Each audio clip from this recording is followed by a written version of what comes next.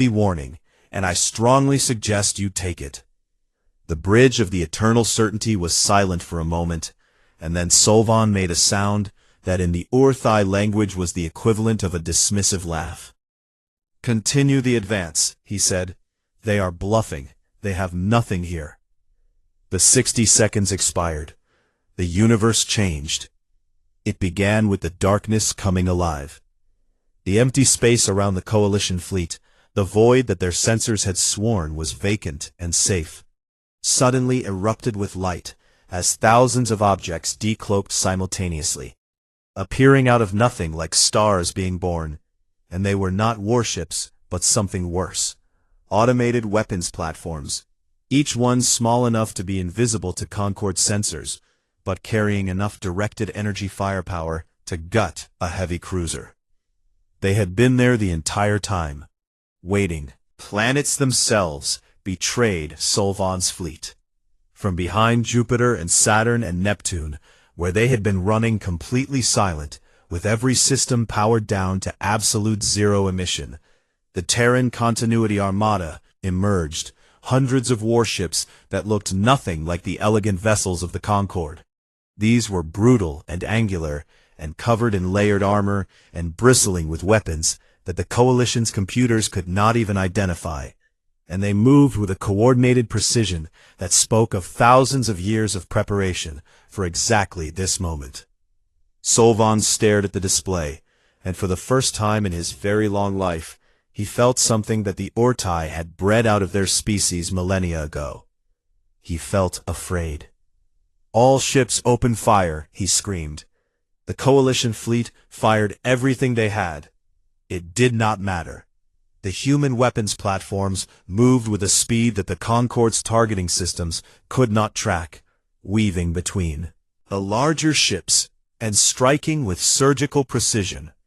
And their weapons were things that the galaxy had never seen before. Gravitational lensing arrays activated, and the fabric of space itself bent around Coalition warships, crushing their hulls inward, as if a giant invisible fist was squeezing them.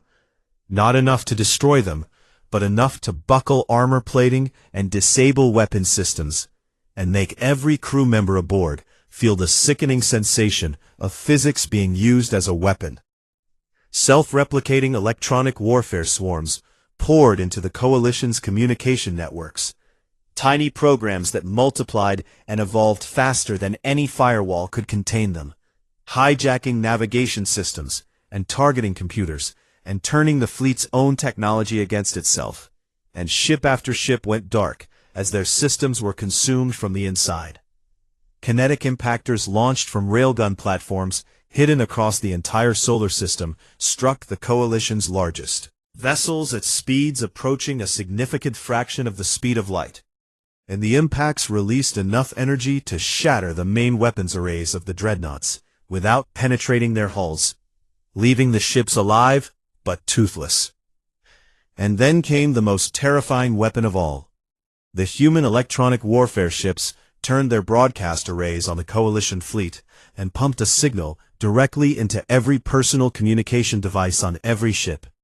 And what came through was not a threat, and not a demand, and not static. It was music. A human choir, hundreds of voices woven together in a harmony so beautiful and so devastating that it bypassed every mental defense that every species had ever developed. And the melody carried emotions that the alien crew members had no resistance to. Sorrow and compassion and a fierce burning love for life itself that hit the Valkyrie like a psychic bomb. And the Valkyrie crew members across the Coalition fleet collapsed where they stood, overwhelmed by an empathic shockwave they had no capacity to block.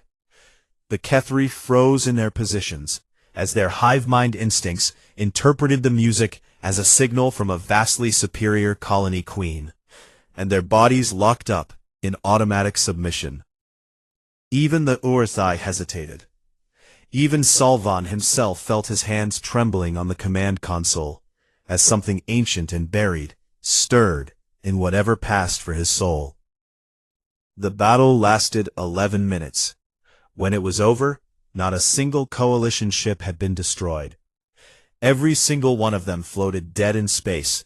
Systems disabled, weapons offline, engines dark. 4,000 warships reduced to drifting metal in less time than it took most species to eat a meal. And the crews inside them were alive and unharmed, staring at their darkened displays in a silence that was heavier than the vacuum outside.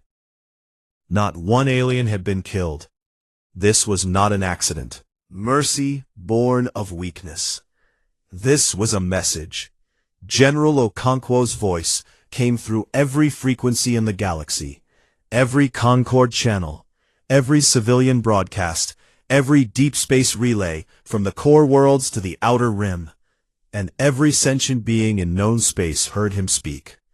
"We came to you in peace," he said. "We extended our hand in friendship. We showed you our history and our hearts and our hope that we could walk among the stars together as equals. And you answered us with 4,000 warships pointed at our home." He paused. "And still we chose mercy. And let this be the last lesson the galaxy ever needs about who and what humanity is." On Helix Prime, the Grand Assembly watched the battle footage in a silence that no one dared to break. The eliminationist faction dissolved in the span of an hour, as every species that had contributed ships to Solvan's coalition rushed to distance themselves from him. And Solvan himself was arrested by his own guards and led away from the assembly floor in restraints, while the delegates who had secretly supported him looked at their feet and said nothing. The isolationists quietly disbanded 3 days later, when it became obvious that isolation from humanity was not possible, because you cannot build a wall around a species that has already proven it can see through your walls, and disable your defenses, and spare your life while doing it. 6 months later, the Concord of 12 became the Concord of 13. Humanity was formally admitted as a full member in a ceremony that was broadcast across the galaxy, and Captain Lena Vasquez stood at the podium wearing a simple uniform and spoke words of gratitude and hope and partnership that made even the most skeptical delegates feel something warm in their chests. And if anyone noticed that the humans had somehow negotiated terms that gave them equal voting weight despite being the youngest species by 50,000 years, no one mentioned it, because everyone understood that this was not a negotiation between equals. It was an act of grace from a species that could have demanded much more. Kael'Veth found Lena on the observation deck of Helix Prime that evening, standing alone and looking out at the stars with a glass of something amber in her hand. "Was it always going to end this way?" he asked, standing beside her. Lena was quiet for a moment. "We hoped not," she said. "We spent 2,000 years hoping that when we finally reached out, the galaxy would welcome us. And we spent those same 2,000 years preparing for the possibility that it would not. Because hope and preparation are not mutually exclusive." She took a sip of her drink. "That is the most human thing about us," she said. "We hope for the best, and we prepare for the worst, and we refuse to let either one stop us from moving forward." Kael'Veth looked out at the stars beside her and thought about how small and soft and fragile humans appeared, and how that appearance was the greatest lie in the history of the galaxy. "The other species are afraid of you," he said. "I know," Lena replied. "Are you concerned about that?" Lena turned to him, and her eyes were warm and kind, and ancient in a way that should have been impossible for such a young species. "Fear fades," she said. "We have time, and if there is one thing humans are good at, it is making friends out of people who started as enemies. Give us a few hundred years, and they will wonder how the galaxy ever got along without us." Kael'Veth believed her. On every world, in every system, in every corner of the galaxy, the story of first contact was being told and retold in 1,000 languages, and the details changed depending on who was telling it. Some told it with awe, and some with fear, and some with grudging respect, and some with wonder. But in every version of the story, there was one truth that no one could deny and no one could escape. The galaxy was no longer theirs alone.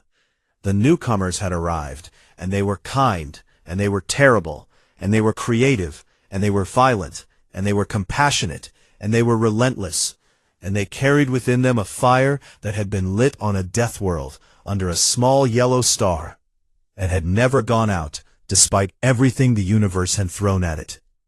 And the most frightening thing about them, the thing that made the entire galaxy tremble in a way it had never trembled before, was not their weapons, or their ships, or their terrible swift expansion across the stars. The Grand Assembly Hall of Helix Prime had never been so full, or so quiet. Every seat was occupied, and every species was represented at the highest level. Not just ambassadors and delegates, but heads of state, and military commanders, and intelligence chiefs, because word had spread through the Concord in the weeks since the delegation's return that something fundamental had changed in the galaxy, and everyone wanted to hear it firsthand. Kael'Veth stood at the central podium and looked out at the faces of 12 species and felt the weight of every word he was about to say. He told them everything. He told them about the ships that defied classification and the energy signatures that overwhelmed their sensors. And he told them about Captain Lena Vasquez, who spoke perfect Sithari and smiled with her teeth showing. And he told them about the death world called Earth, where the air itself was corrosive, and the ground shook, and the oceans were full of things that wanted to eat you. He told them about the wars, and the weapons, and the nuclear fire, and the genocides. And he heard the gasps and the murmurs of horror from the delegates. And then he told them about how humanity had survived every single one of those catastrophes, and come back stronger each time. He told them about the music that broke Velkari minds, and the weapons that covered categories the Concord had never imagined, and the expansion rate that would fill the galaxy in 3,000 years. And when he was finished, the assembly sat in a silence so deep that he could hear his own blood moving through his veins. Then the shouting began. The Concord fractured along lines that had been invisible for millennia, but had always been there, hidden beneath the surface of diplomatic smiles and careful consensus. And within hours, 3 distinct factions had formed, and the greatest political crisis in 9,000 years was burning through the halls of Helix Prime, like fire through dry wood. The first faction called themselves the Integrationists, led by Kael'Veth himself, along with 2 other species who shared his belief that cooperation was the only rational path forward. And they argued that humanity should be welcomed as a 13th member of the Concord, that their energy and creativity and drive could benefit everyone, and that trying to oppose a species this determined and this capable would be not just futile, but suicidal. The second faction was the Isolationists, led by Watcher Admiral Thoron and the Kethri military establishment, and they demanded that the Dead Zone quarantine be reinstated and reinforced with the largest military deployment in Concord history. And they argued that humanity should be contained within their current territory and watched carefully until the Concord could develop weapons and defenses capable of matching them, which by Thoron's own estimates would take at minimum 5,000 years. The third faction operated in shadows. High Predictor Solvan of the Urtai had said almost nothing during the public debates, and his silence made Kael'Veth uneasy because the Urtai were the oldest species in the galaxy, and they did not stay silent unless they were planning something. Kael'Veth learned what that something was 3 weeks later, when a Velkari intelligence operative named Sarath appeared at his private quarters at a late hour, with fear written across every line of her eyeless face. "You need to know what Solvan is doing," Sarath said, and she told him. Solvan had formed a secret coalition with 5 other species, and he had been running predictive models using the Urtai's legendary forecasting algorithms, simulations so complex that they took entire planetary computer networks to process, and every single simulation had reached the same conclusion. In every future where humanity was allowed to expand freely, they became the dominant species in the galaxy within 1,000 years, not through conquest or war, but through sheer momentum, because they grew faster and adapted quicker, and created more than any other species could match. And within 2,000 years, every other civilization would be living in humanity's shadow, whether they wanted to or not. Solvan's solution was simple and terrible. He was secretly assembling a coalition fleet under the cover of what he called border security exercises, pulling warships from 6 different species into a strike force of 4,000 vessels. And the plan was to launch a preemptive attack on the Sol system while diplomatic channels were still open, catching humanity off guard and destroying their homeworld and their shipyards and their infrastructure before they grew too powerful to stop. "He calls it a mercy," Sereth whispered. "He says it is better to cut out a cancer before it spreads than to let it consume the whole." Kael'Veth felt sick. Meanwhile, Lena Vasquez had taken up residence on Helix Prime as humanity's first official ambassador to the Concord, and she moved through the diplomatic halls with the same easy charm she had shown during first contact, attending functions and building relationships and learning the political landscape with a speed that impressed even the veteran diplomats. But she was not blind. She noticed the small things, the way certain delegates avoided eye contact with her, the encrypted communications that spiked whenever she entered a room, the Urthai warships that were quietly repositioning to sectors closer to the dead zone border under flimsy pretexts that no one seemed to question. She reported her concerns to General Okonkwo through a secure quantum-encrypted channel that the Concord could not intercept. "I think they are planning something," she told him. "I cannot prove it yet, but the patterns are wrong. Too many ships moving to the wrong places for the wrong reasons." Okonkwo listened, and then he was quiet for a long time. "Activate Protocol Amaranth," he said. Lena closed her eyes for a moment when she heard those words, because she knew what they meant. Protocol Amaranth was humanity's contingency plan for the scenario that every human leader had quietly feared since the moment they had decided to make contact with the galaxy. The scenario where the galaxy decided that humanity was a threat that needed to be eliminated, and it had been developed and refined and updated continuously for 2,000 years by every generation of military planners who understood that the universe does not reward trust without preparation.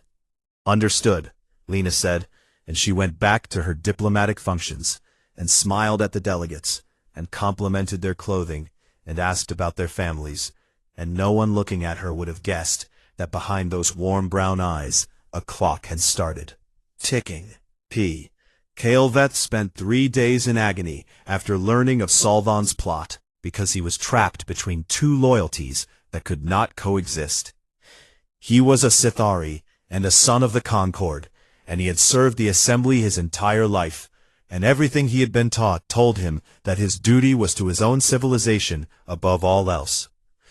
But he had also sat across a table from Lena Vasquez, and watched her show him the worst of her species' history without flinching, and he had heard Okonkwo speak about the daily choice to be good, and he had listened to human music that stirred something in his ancient reptilian heart, and he knew with absolute certainty that what Solvan was planning was not just strategically foolish, but morally wrong. On the 4th day, he made his decision. He went to Lena's quarters on Helix Prime and told her everything: Solvan's coalition, and the 4,000 warships, and the strike plan, and the timeline. Absorbed the information, and waited to see shock or fear or panic. Instead, he saw something he did not expect. She smiled. Not the warm diplomatic smile she wore in public, but something colder and harder, something that reminded him of the predators on her death world home. And in that moment, he understood something that Morath had tried to tell him months ago. Humans were not one thing. They could be kind and they could be terrible, and they could switch between the two faster than any other species in the galaxy. "Thank you, Kael'Veth," Lena said, and her voice was calm and steady and carried no trace of surprise.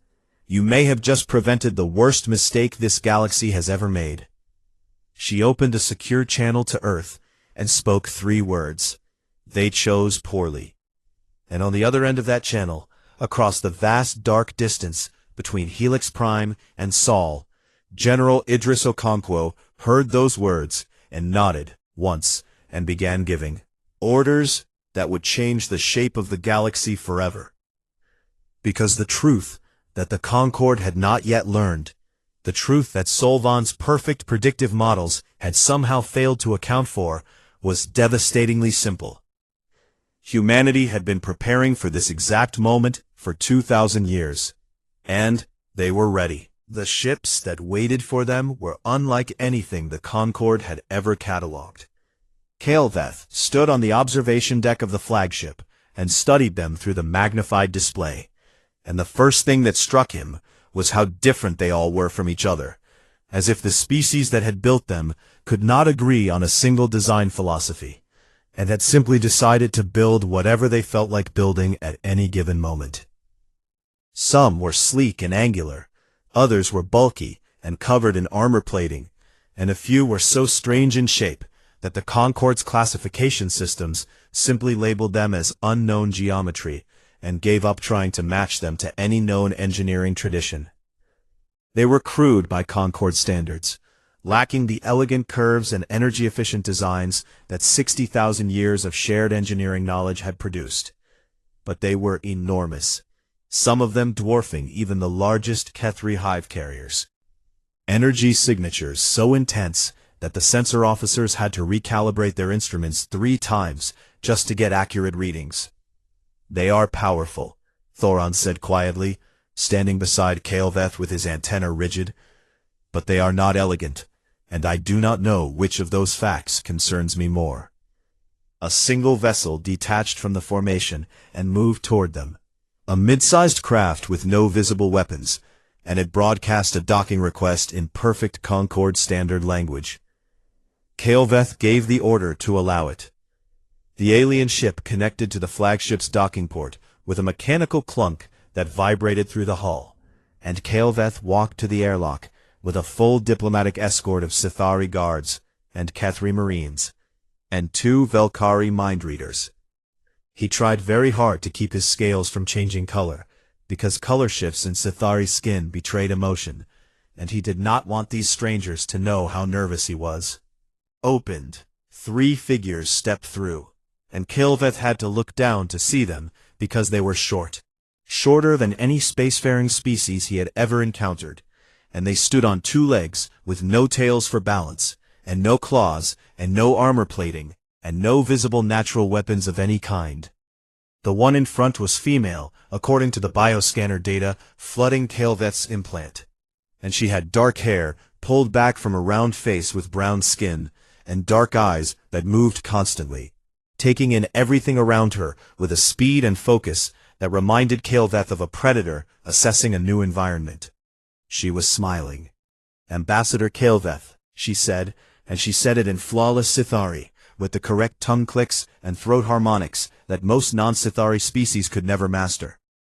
"My name is Captain Lena Vasquez of the Terran Continuity Navy, and I cannot tell you how happy we are to finally meet you face to face."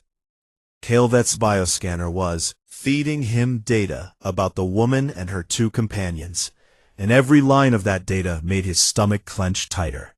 Their homeworld was classified as a Class 12 death world.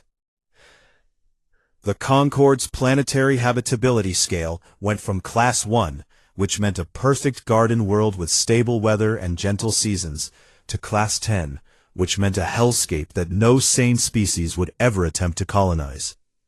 And anything above Class 7 was officially designated as permanently uninhabitable.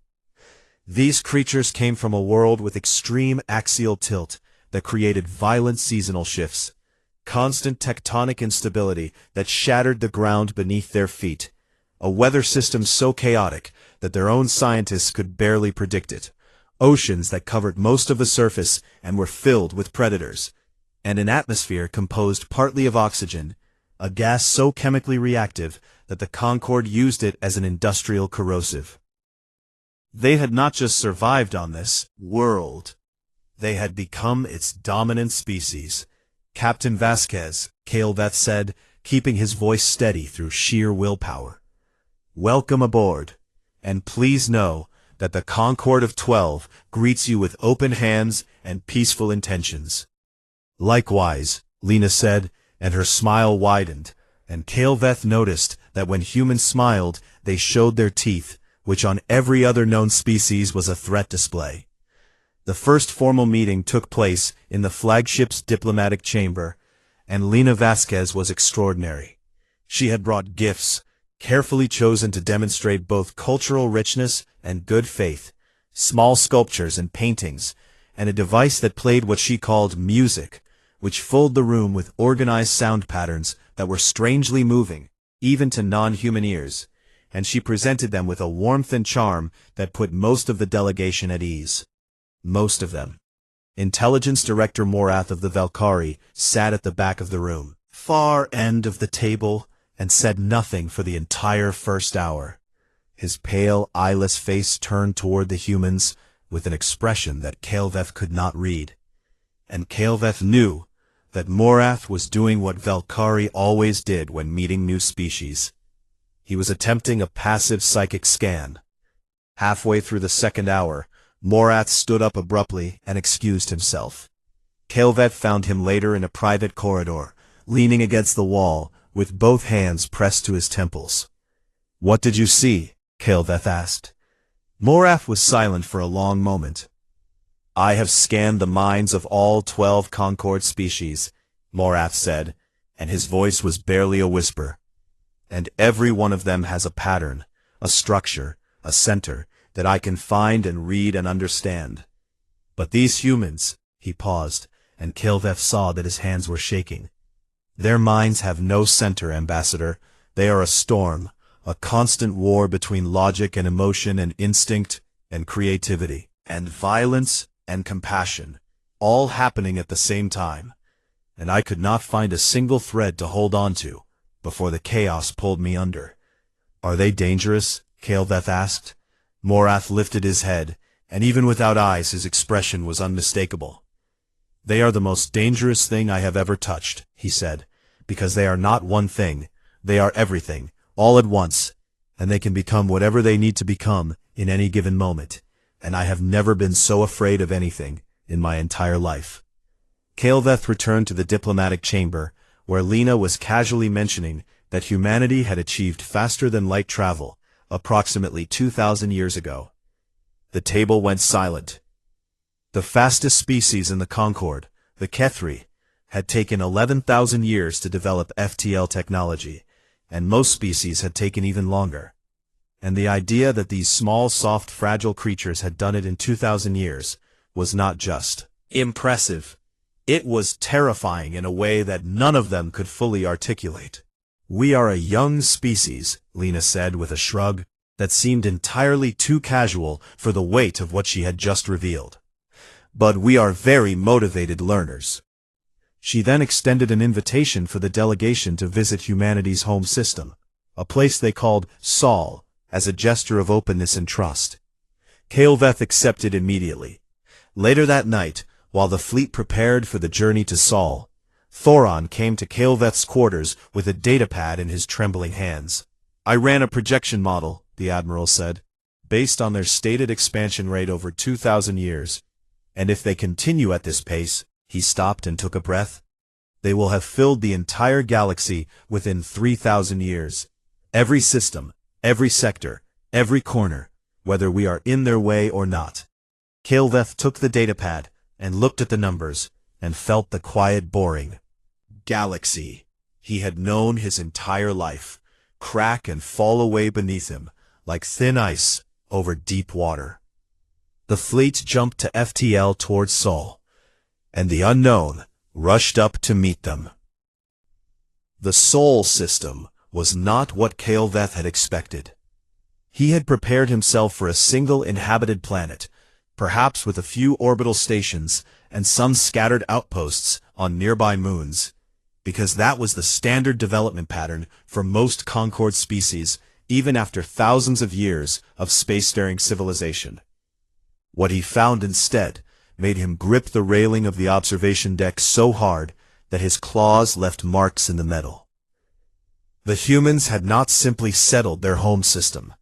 They had transformed it into something that looked like the work of a species 10 times their age. The fourth planet, a cold red desert they called Mars, was green and blue now, covered in engineered forests and artificial oceans that the humans had somehow willed into existence over the course of centuries. And the second planet, a toxic hellscape called Venus, was slowly cooling under a network of orbital sunshades so vast that they were visible from the edge of the system. And the asteroid belt between the fourth and fifth planets had been converted into a sprawling web of industrial stations and shipyards and habitats that housed hundreds of millions of people. And the moons of the massive gas giant they called Jupiter were covered in cities that glowed like jewels against the dark. 2,000 years, Kael'Veth thought, and they did all of this in 2,000 years. The delegation landed on Earth, and the humans gave them a tour that was clearly designed to be impressive, and it worked, but not in the way the humans probably intended. The cities were enormous and loud and chaotic and full of life, and the humans moved through them at a pace that made even the quick-footed Kethri Marines look slow. And there was a kind of energy to everything they did that Kael'Veth had never encountered in any other species. A restless, burning urgency, as if every human believed deep in their bones that there was never enough time, and everything had to be done right now. But the real shock came when the humans showed the delegation their history. They did not hide it. Kael'Veth had expected a carefully edited presentation designed to make humanity look noble and wise, because that was what every Concord species did when showing themselves to outsiders. But instead the humans showed them everything, the beautiful and the terrible, in equal measure. They showed them wars that had engulfed their entire planet, not once, but twice within a single century. Conflicts so devastating that the Velkari delegates had to leave the room when the psychic echoes from the historical recordings became too intense. They showed them weapons that could split atoms and release enough energy to flatten entire cities, and they showed them the ruined landscapes where those weapons had actually been used, not in some ancient forgotten era, but within living memory of their civilization. Millions, famines that had starved entire regions, genocides carried out with industrial efficiency, ecological disasters caused by their own greed, and political systems so cruel and irrational that Kael'Veth could barely comprehend how any society could survive them. And then they showed them how they had survived all of it. Every single catastrophe that would have ended any Concord species had instead made humanity stronger. Not because humans were invulnerable, but because they absolutely refused to stay down when something knocked them over. And Kael'Veth watched recording after recording of humans crawling out of the ashes of their own destruction and building something new on top of the rubble, something bigger and better and more ambitious than what had come before. General Idris Okonkwo, head of the Terran Continuity Council and the most powerful human alive, met the delegation in a simple conference room with no guards and no ceremony, with gray hair and calm, steady eyes that had the look of someone who had made terrible decisions and lived with the consequences. "I want to be honest with you," Okonkwo said, and his voice was deep and quiet and carried a weight that filled the room, "because I think honesty is more valuable than comfort, and you deserve to know exactly what you are dealing with." He leaned forward. "We are not a peaceful species," he said. "We carry violence in our blood and in our history, and in every cell of our bodies, and every generation of humans must make the conscious choice to be better than the one before. And that choice is not easy, and it is not natural, and sometimes we fail at it in spectacular and horrifying ways." He paused. But that choice, the daily struggle to be good when it would be so much easier to be terrible, that is what makes us who we are. And I believe it is the most powerful force in the universe.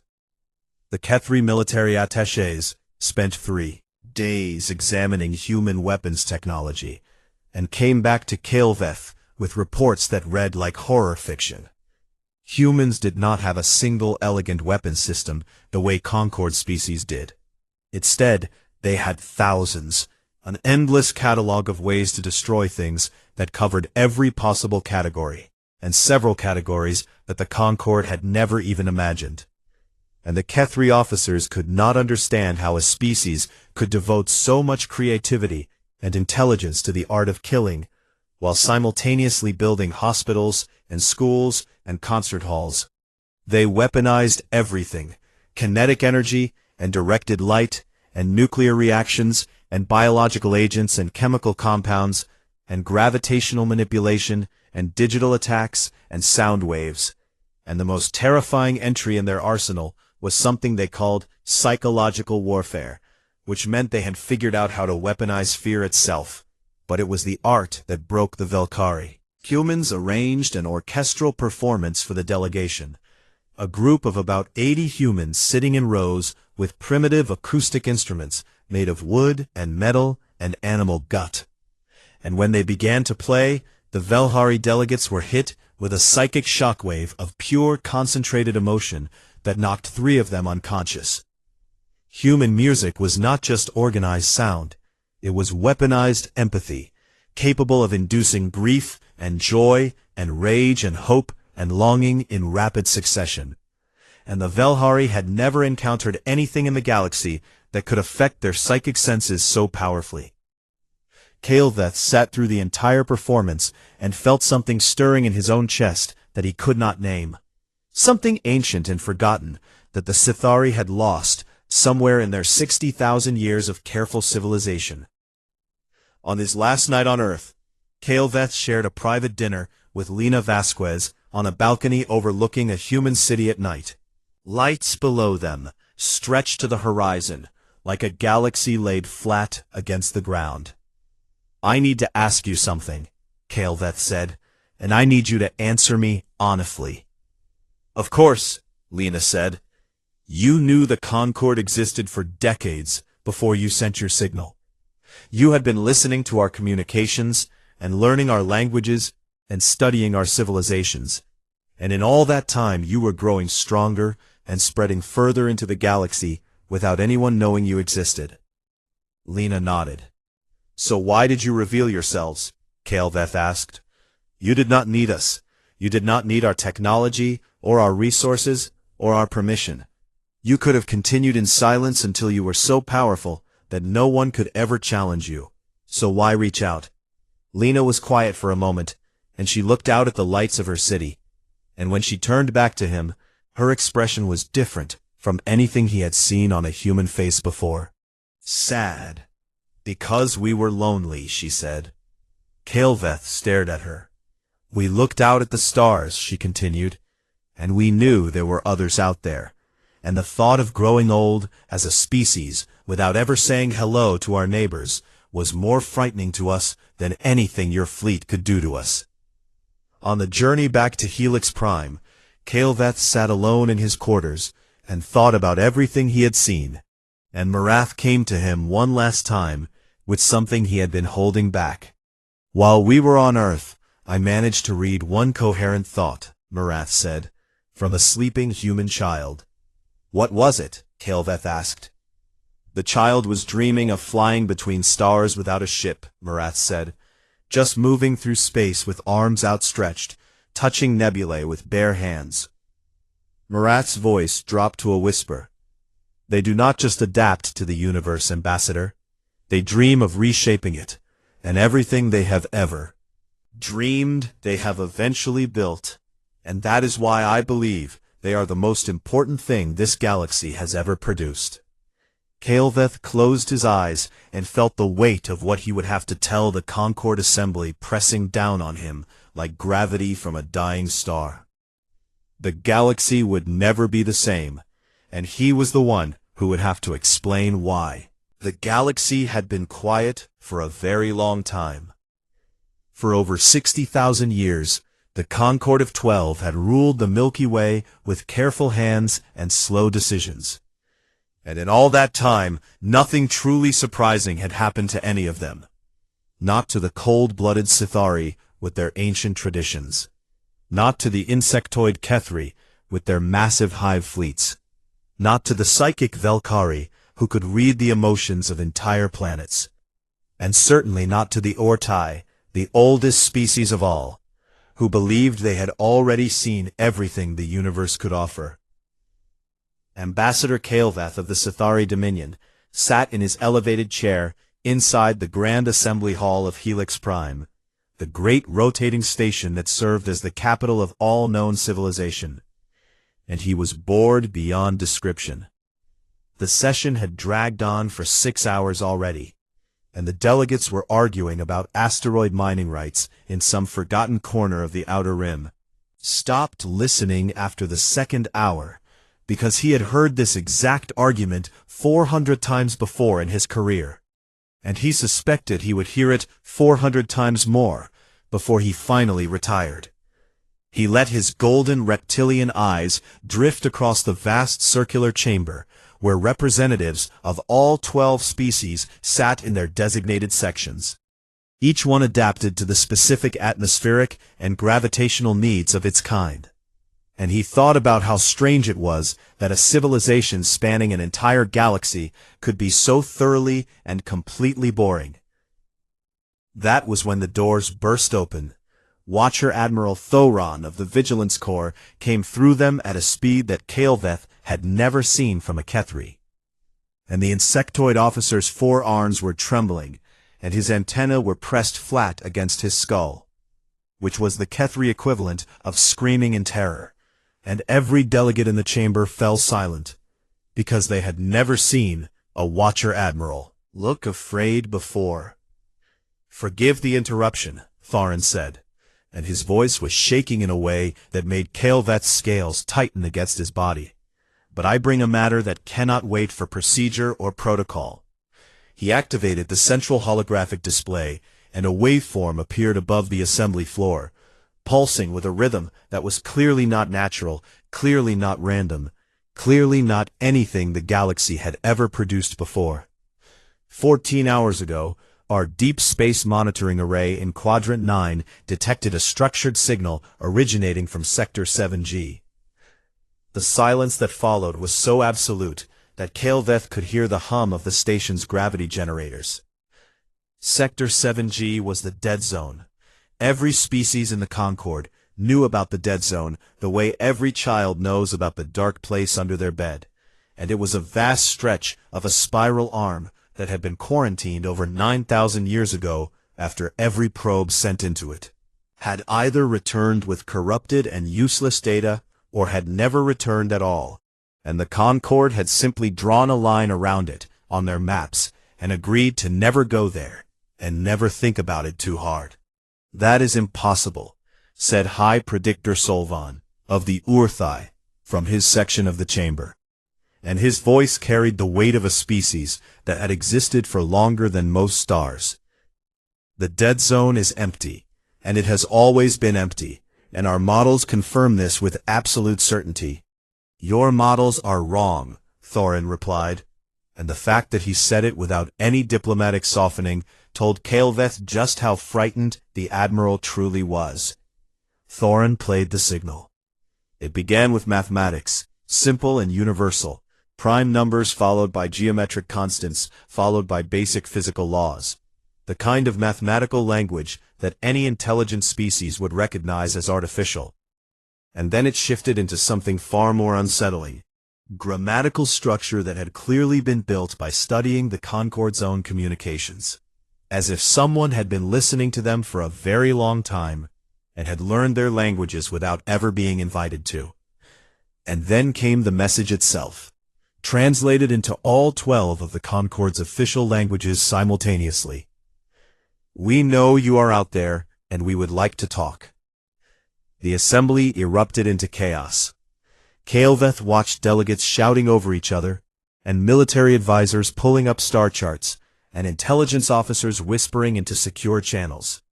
And through it all, he felt something he had not felt in decades of diplomatic service.